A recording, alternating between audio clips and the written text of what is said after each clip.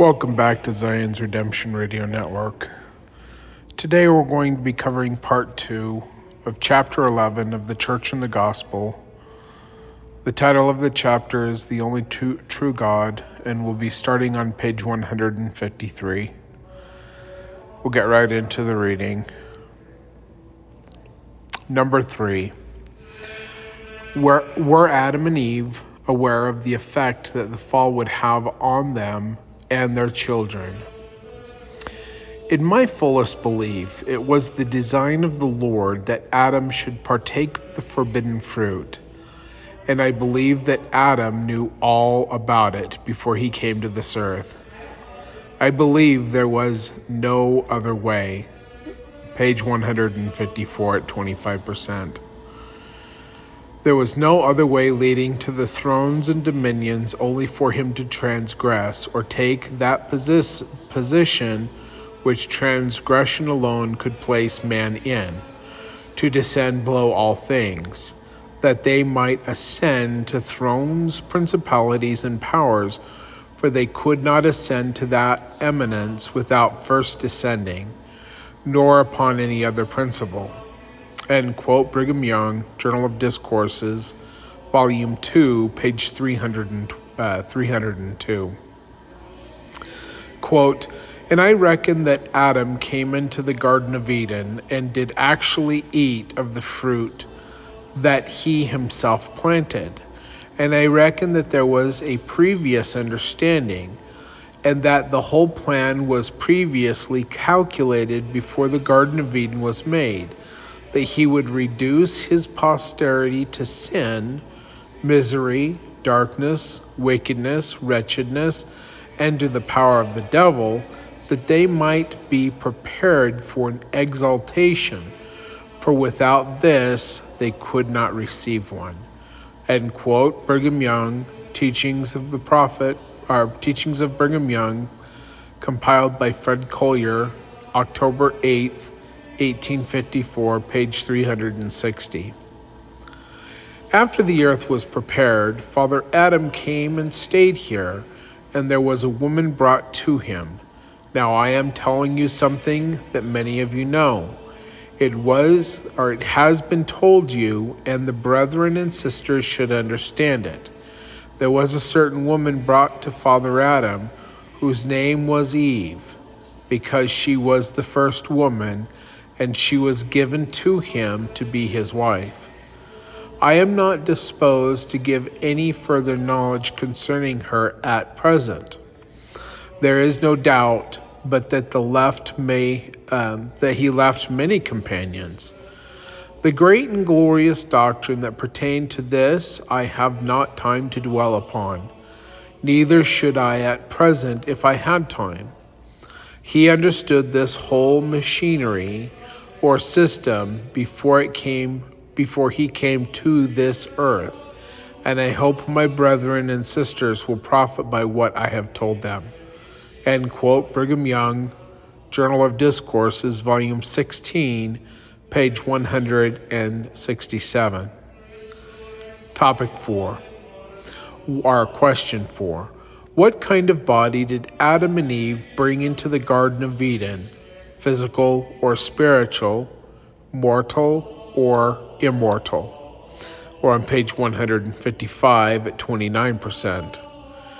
There was no blood in his, speaking of Adam's body, but he had a spiritual body until it was changed by the fall. A spirit body is one which is not quickened by blood, but by spirit.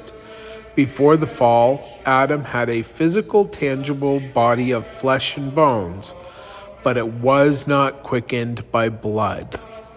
Joseph Fielding Smith, Church History and Modern Revelation, 1948, second in a series of 4 Melchizedek Priesthood Manuals, page 5.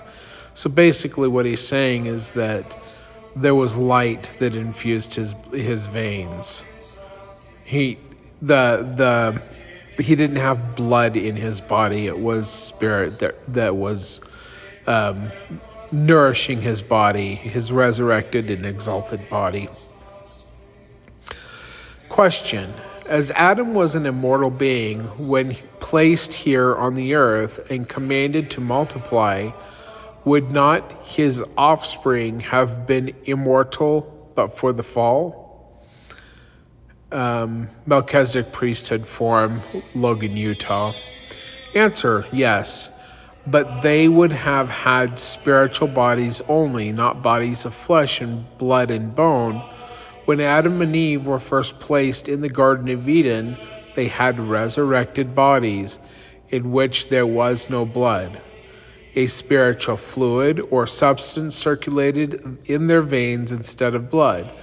Consequently, they had not power to beget children with the tabernacles of flesh, such as human beings possess. The fall caused a change in their bodies, which, while it rendered them mortal, at the same time gave them power to create the mortal bodies of flesh, blood, and bone for their offspring. This is a very brief explanation of a very important subject, and that was written in the Liahona publication by the Church of Jesus Christ of Latter-day Saints, Volume 6, page 33. Things were first created spiritually. The Father actually begot the spirits, and they were brought forth and lived with him. Then he commenced the work of creating earthly tabernacles, precisely as he had been created in the flesh by himself, by partaking of the coarse material that was organized and composed this earth, until his system was charged with it. Consequently, the tabernacles of his children were organized from the coarse materials of this earth. End quote. Brigham Young, Journal of Discourses, Volume 4, page 218. And what was the full extent of the penalty of Adam's transgression? I will tell you, it was death. The death of what? The death of the immortal tabernacle, of that tabernacle where the seeds of death had not been, or on page 156 at 33%. That was wisely framed and pronounced very good. The seeds of death were introduced into it. How and in what manner? Some say there was something in the nature of the fruit that introduced mortality. End quote. The Masterful Discourses of Orson Pratt by Lundwall, page 336. And Adam and Eve were made of the dust of the earth from which they came. They brought their bodies with them. They had lived and died and been resurrected before they came here, and they came here with immortal bodies, and had to partake of the fruit of this earth in order to bring forth mortal bodies, or, in other words, natural bodies, that their seed might be of the dust of this earth as they were from the dust of the earth from which they came. Samuel W. Richards, Journal 1, Book 2, pages 63 and 64. We have not the power in the flesh to create and bring forth or produce a spirit, but we do have the power to produce a temporal body. The germs of this God has placed within us, and when our spirits receive our bodies, and through our faithfulness we are worthy to be crowned, we will then receive authority to produce both spirit and body. Brigham Young, Journal of Discourses, Volume 15, page 137. And just remember what I said in the last episode, part 1, about what God showed me about how the spirits are created. And this is speculation on Brigham's part. He doesn't really know, but he's kind of acting like he knows, but he's getting things wrong. But there's a lot of truth too. So that's why God says not to trust in the flesh, and that we need to go to him and get our own revelation and confirmation of the Spirit. Continuing on, When our father Adam came into the Garden of Eden, he came into it with a celestial body. Brigham Young, Journal of Discourses, Volume 1, page 50. Eve, mortal Eve, came down to earth to become the mother of a race. How become the mother of a world of mortals except by herself again becoming mortal? How become mortal only by transgressing the laws of immortality? How only by eating of the forbidden fruit, by partaking of the elements of a mortal earth, in which the seed of death was everywhere scattered. All Orthodox theologians believe Adam and Eve to have been at first immortal, and that acknowledge the great command, be fruitful and multiply, more on page 157 at 37%. That they were not about to become the parents of a world of immortals is evident, for they were on a mortal earth, and that's compiled by Tullidge, Woman of Mormondom, pages 197 and 198. Adam and Eve were mortal beings, were placed on earth and commanded to multiply and fill the earth with posterity. Bruce R. McConkie, A Light Unto the World, page 4. Number 5. How did the animals, birds, and other living things get on this planet? Adam was the person who brought the animals and other seeds from other planets to this world. He brought a wife with him and stayed here. You may read and believe what you please as to what is found written in the Bible. Brigham Young, Journal of Discourses, Volume 3, page 319. And that's true.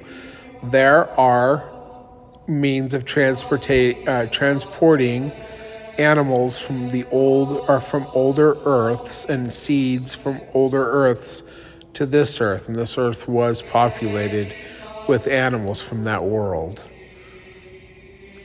So, and this is complete speculation, but I believe that the pyramids were actually landing platforms for large spaceships to land and unload their cargo on the earth. That's my thoughts. Maybe I'm wrong. Maybe it's a fanciful wish, whatever. But I kind of tend towards that. I think it's an interesting theory anyway. Not that it has anything to do with the gospel, but it's interesting. Anyway, after the earth was made, then there was a garden spot selected, and the Lord commanded some of his associates to go and to plant it, and to cause all kinds of vegetation to grow, and fruit of every description. Some suppose the Lord commanded all these things to come out of the earth. Yes, he did. After the seeds were put in the earth, and he blessed the earth and the vegetation that was upon the earth. When all these things were done, the garden was beautified and was made pure and clean and holy and sanctified. And then the next thing was to bring forth the animal creation. But the animals were not brought there until the vegetation was planted and grown. We often sing, "This earth was once a sacred garden place, where God and our Father dwelt, and took possession, and a stand that mankind will take who attain to that honor." Man, I'm getting tired. The religion of Jesus Christ, of angels, of Brigham, and of all good men is to take care of and improve and adorn the earth as Adam did. When he planted the garden, he planted it with seeds he brought with him, and he also brought the animals from the earth he lived upon, where his Father dwelt. Heber C. Kimball, Journal of Discourses, Volume 8, page 243. We have been taught that our Father and God, from whom we sprang, called and appointed his servants to go and organize an earth, and among the rest, he said to Adam, "You go along also and help all you can. You're going to inhabit it when it is organized. Therefore, go and assist in the good work." It reads in the scriptures that the Lord did it, but the true rendering is that the Almighty sent Jehovah and Michael to do the work. They were also instructed to plant every kind of vegetable, likewise the forest and the fruit trees.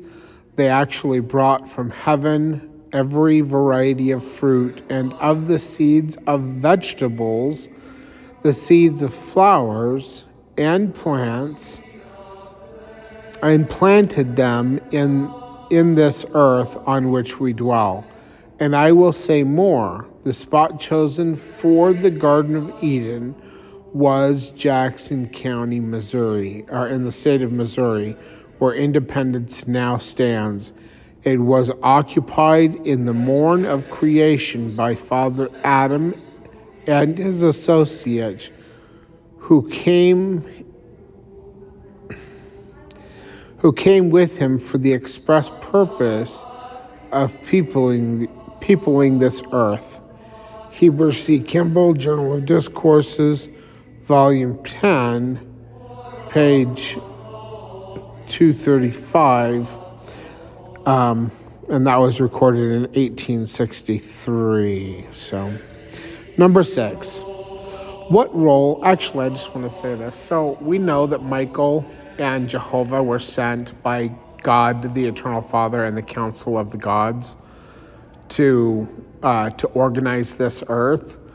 And a lot of people think that was Jesus, but Jesus did not have the power to create this world. He had the power to organize the spirits, but he did not have the power to create this world because he did not have a resurrected body. We know this because in Ether chapter 3, when Mohanrai Moryankumer, or the brother of Jared, sees the finger of Jesus Christ, he says,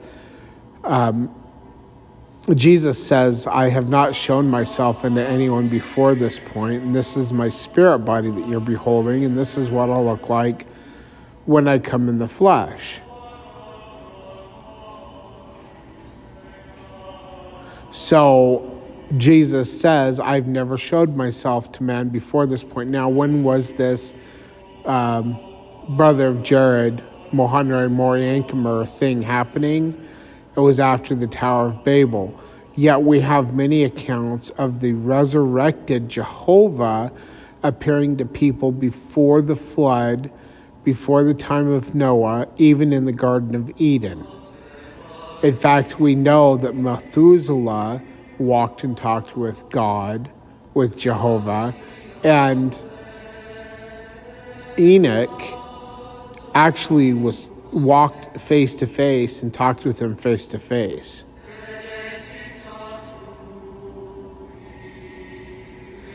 Which contradicts what Jesus said if Jesus were Jehovah. But we don't have to worry about it contradicting because Jesus and Jehovah are two separate individuals. In Moses chapter 1, Jehovah tells Moses that you're in the very similitude of mine only begotten Son. If Jehovah has an only begotten Son, who is he?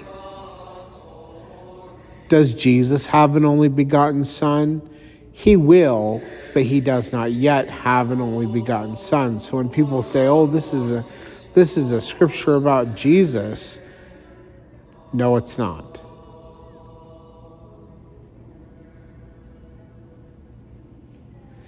Jehovah is an exalted one before this earth was created. He is an Elohim, or one of the mighty ones. He holds that title. He brought, under the direction of the council of the mighty ones, or the gods, he brought Adam, or Michael. He showed Michael how to do the work, and Michael did it.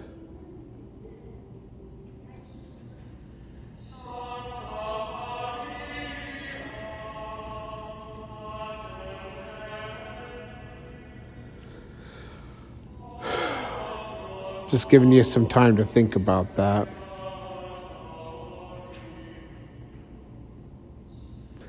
Michael came to this earth with an exalted body of flesh and bones, which was infused with spirit.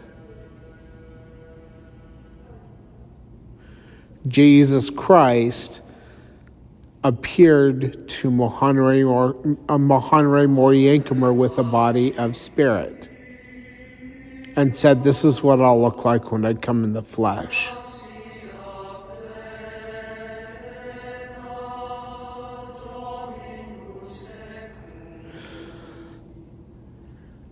In order to understand who the gods are, you have to understand the false doctrines that you have been taught throughout time. This whole idea that Jesus is Jehovah started to pop up shortly after the death of Brigham Young in the 1880s.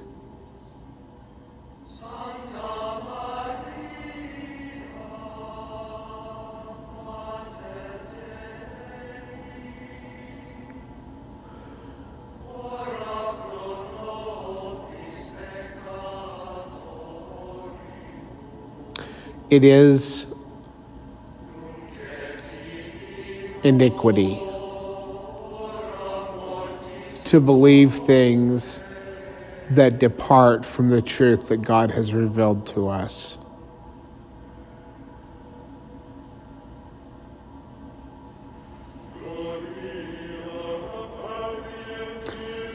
Continuing on, what role did Adam or Michael the Ancient of Days play according to Joseph Smith? He, Adam, is the head and was told to multiply. The keys were first given to him and by him to others. He will have to give an account of his stewardship, and they to him. Teachings of the Prophet Joseph Smith, page 158. We cannot be made perfect without them, speaking of the angels, nor they without us. When these things are done, the Son of Man will descend, and the Ancient of Days will sit. The horn made war with the saints and overcame them until the Ancient of Days came. Judgment was given to the saints of the Most High from the Ancient of Days. Teachings of the Prophet Joseph Smith, page 159. I saw Adam in the valley of Adam-onan-Deammon.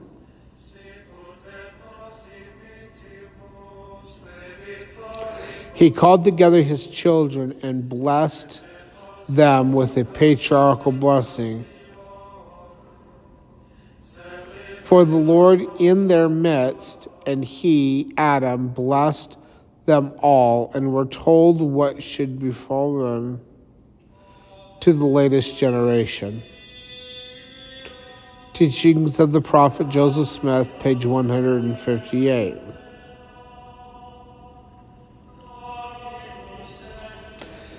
The priesthood was first given to Adam. He obtained the first presidency, that's for this earth, and held the keys from it generations to generations. He obtained it in the creation before the world was formed, as in Genesis 1:26, 1:27, and 1:28. Oh man, I am so tired.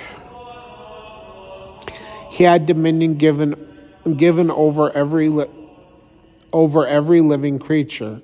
He is Michael the archangel, spoken of in the scriptures. Teachings of the Prophet Joseph Smith, page 157.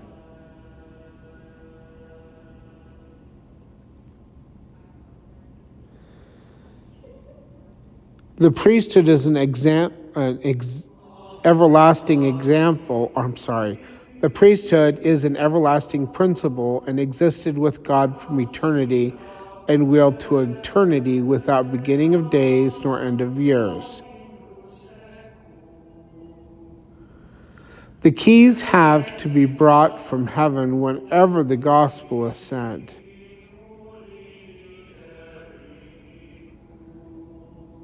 When they are revealed from heaven, it is by Adam's authority. Teachings of the Prophet Joseph Smith, page 157. Adam was made to open the way of the world and for dressing the garden. Teachings of the Prophet Joseph Smith, page 12.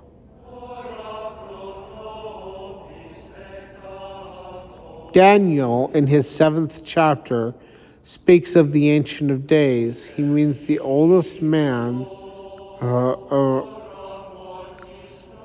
our father Adam, Michael.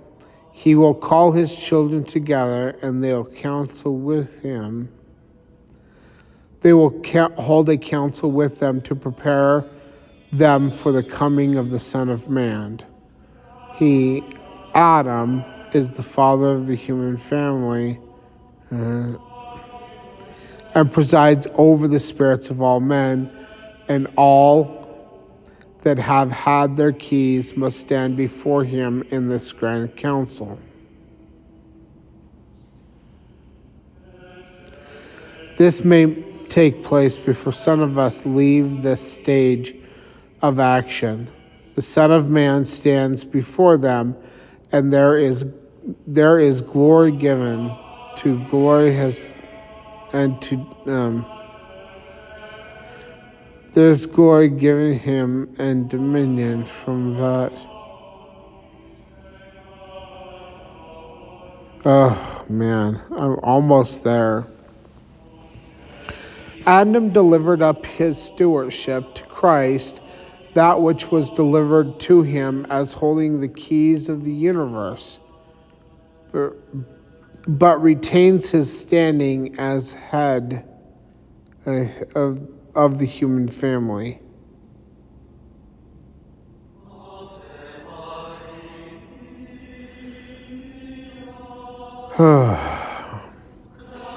Commencing with Adam, who was the first man, who is spoken of in Daniel as being the Ancient of Days, or in other words, the first and oldest of all, the grand progenitor, of whom it is said in another place, he is Michael, because he is the first and the father of all living. Not only by progeny, but by the first to hold the spiritual blessings.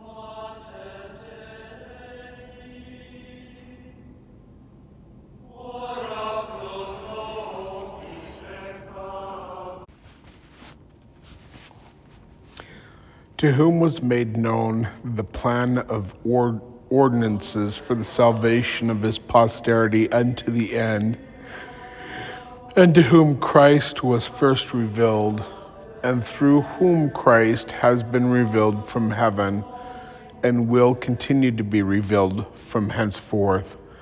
Adam holds the keys of the dispensation of the fullness of times, the dispensation of him from the beginning to Christ, and from Christ to the end of the dispensations that are to be revealed.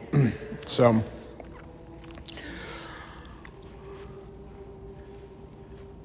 that's Teachings of the Prophet Joseph Smith, page 167 and 168. So, when Joseph Smith was in the grove,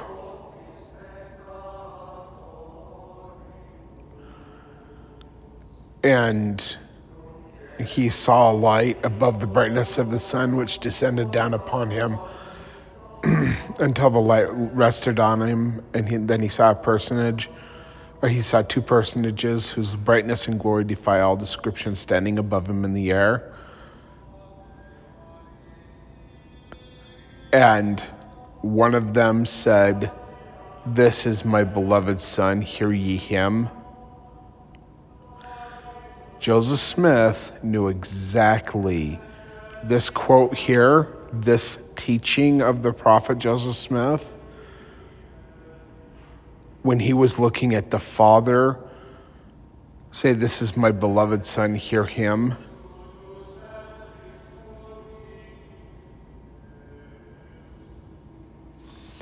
Adam reveals Christ to us. Joseph Smith saw Adam, who is Michael, who is our Heavenly Father, reveal Christ to him.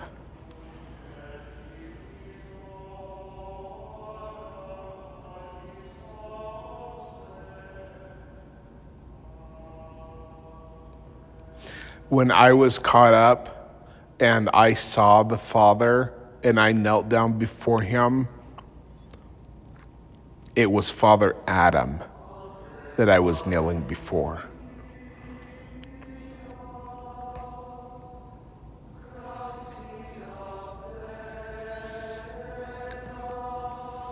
Let's read this again. I know it's hard for a lot of people to understand. I know it's really difficult because the church wants to tell you something different.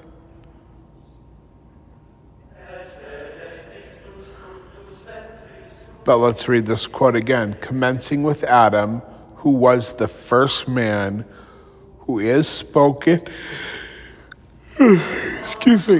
who is spoken of in Daniel as being the Ancient of Days, or in other words, the first and oldest of all, the great grand progenitor, of whom it is said in another place he is Michael." It's Daniel chapter 12, that's where he's talking about.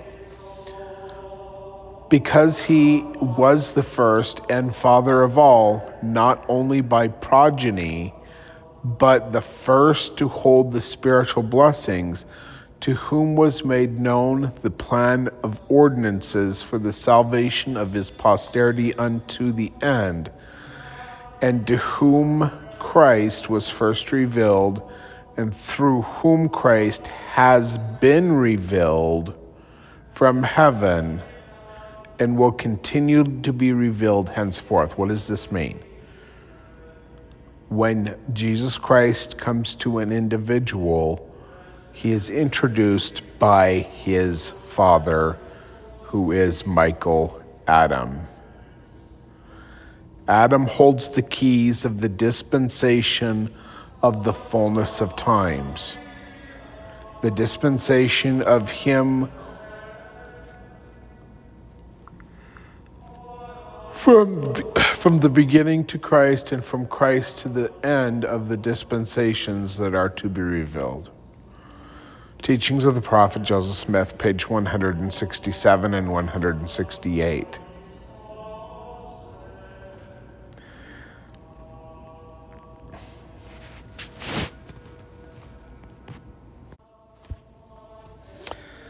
He sets the ordinances to be the same forever and ever, and set Adam to watch over them, to reveal them from heaven to man, or to send angels to reveal them. Are they not all ministering spirits sent forth to minister for them who shall be heirs of salvation? Hebrews chapter 1, verse 14. And again, Joseph Smith, and these angels are under the direction of Michael or Adam. Teachings of the Prophet Joseph Smith, page 163. Why?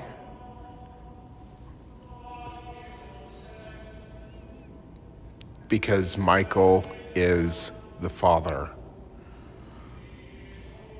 This then is the nature of the priesthood, every man holding the presidency of his dispensation, and one man holding the presidency of them all, even Adam.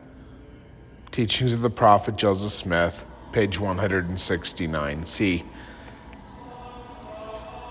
Michael, who took upon himself the name of Adam to honor God the Eternal Father, is the president of this earth. The first presidency of this earth, if you're looking at, it's the same structure as the church. Adam holds the first presidency. He is the president of the earth. And his two counselors are the Redeemer, who is Yeshua, who we call Jesus the Christ, and God the Witness, who we call the Holy Ghost. And under his direction are all things done on this earth. He is the first. He's the father of this earth. Quite literally, spiritually, and also physically. So when we come back, we'll be at 51%. We'll be on question 7. And let's see where we're at here. We're on page 160. So we'll come back. We'll be on page 160 on question 7. So thank you for listening. Take care, everyone. God bless. Goodbye.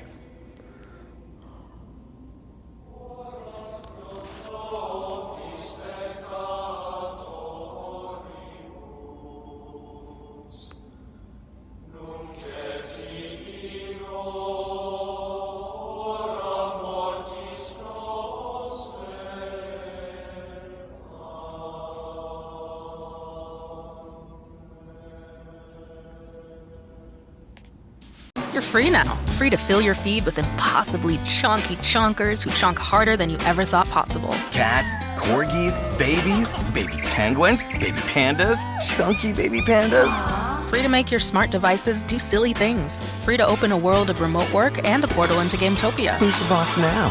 Free to be everything you imagine, and then some. That's how it feels to have Quantum Fiber Internet.